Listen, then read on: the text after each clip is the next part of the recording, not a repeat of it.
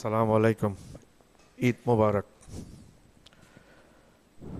দর্শক, আজকে ঈদের তৃতীয় দিন।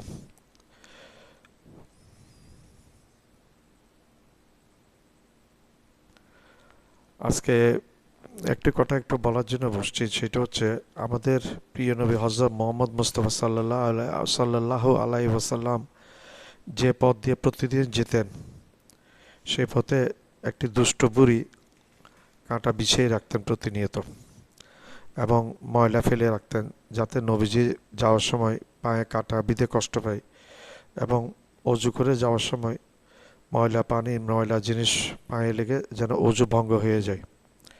এভাবে উনি দীর্ঘদিন করেছেন, কিন্তু নবীজি কোনোদিন কোনো প্রতিবাদ করেননি।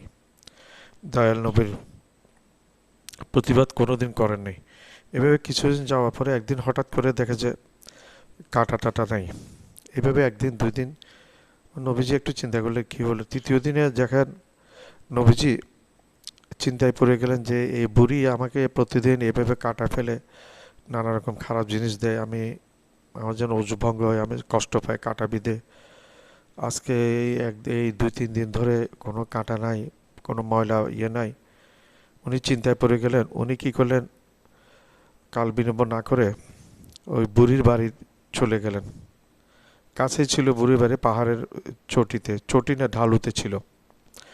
বুড়ির বাড়ি চলে গেলেন। বুড়ির বাড়ি গিয়ে দেখেন বুড়ি শুয়ে আছে এবং নবীজিকে দেখে বুড়িতে ভয়ে অস্থির হয়ে গেছে। বুড়িতে মনে করেছে আজকে নবীজি এতদিন আমি কাটা ফেলেছি, কষ্ট দিয়েছে, আজকে নবীজি আমাকে মেরে ফেলবেন। খুবই আতঙ্কিত হয়ে গেছেন। কিন্তু নবীজি বুড়ির কাছে গিয়ে বললেন, আপনি প্রতিদিন এখানে কাটা দেন, ময়লা দেন, আজকে 2-3 দিন ধরে কাটাও দেখছি না, ময়লাও দেখছি না, তাই আপনার মনে করেছি হয়তো আপনি অসুস্থ, এই জন্য আপনাকে দেখতে আসলাম। বুড়ি এটাতে অবাক হয়ে গেছে। বুড়ি এত বেশি অবাক হয়ে গেছে যে চিন্তা করলো, হায় রে, আমি কি করলাম এতদিন। এই তো আসলে দয়াল নবী। দয়াল নবী বলছে যে উনি আসলে দয়াল নবী, দয়ালের ভান্ডার। আমি যে মানুষটাকে মৃত্যু কামনা করতাম, যে মানুষটার অমঙ্গল কামনা করতাম প্রতিনিয়ত, আমার ঘুম হতো না অমঙ্গল করতে না পারলে, কাটা ছিটাতে না পারলে এবং ময়লা পানি ময়লা বস্তু ওইখানে ফেলতে না পারলে আমার ঘুম হতো না।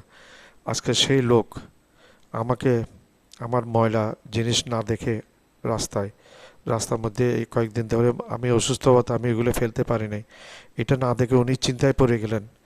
এই মহিলা প্রতিদিন এগুলো ফেলতো, আজকে 2-3 দিন ধরে এটা দিচ্ছে না, কেন হলো, কি হলো মহিলার, একটু খবর নিয়ে নি, কোনো অসুস্থ হয়ে গেলো কিনা। আমি এই এই মহান আল্লাহর নবী, আসলে উনি একজন আল্লাহর নবী, আল্লাহর এই মহান নবীর বিরুদ্ধে আমি এতদিন কাজ করেছি। আজকে নবীজি আমাকে দেখতে আসছেন, আজকে কয়েকদিন না দেখে আমি কোনো অসুস্থ হয়েছি কিনা। হায় রে আল্লাহ, আমি কার বিরুদ্ধে ইয়ে করি, তুমি মাফ করে দাও।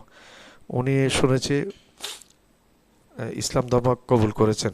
নবীজির এটাই মহত্ব। নবীজি কাউকে কোনো কষ্ট দিতেন না, যারা কষ্ট দিতেন উনি সহ্য করে যেতেন এবং নবীজির প্রেমে পড়ে সবাই। নবীজির আচার আচরণ, ভাষা, মধুর ব্যবহার, নবীজির ধৈর্য, তাওয়াক্কুল, আল্লাহর উপর ভরসা, সব কিছু দেখে বেশি অনেক মানুষ ইসলাম ধর্ম কায়েম করেছেন। নবীজির কাছে যারা ইসলাম ধর্ম কায়েম করেছেন, ইসলাম ধর্ম গ্রহণ করেছেন, সবাই একইভাবে এই নবীজির ব্যবহারে আপ্লুত হয়ে, নবীজির এই সমস্ত সৌন্দর্য গুণে মুগ্ধ হয়ে নবীজির কাছে ইসলাম ধর্ম গ্রহণ করেছেন।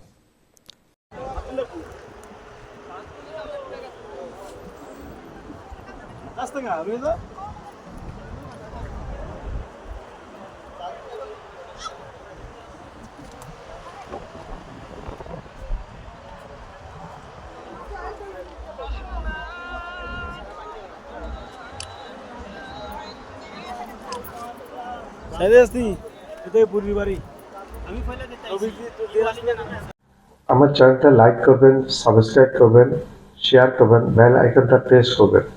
সাবস্ক্রাইব করতে ভুলবেন না। সাবস্ক্রাইব করলে আমি একটু সাহস পাবো এবং উত্তর নতুন নতুন ভিডিও আপনাদের কাছে উপস্থাপন করতে পারবো।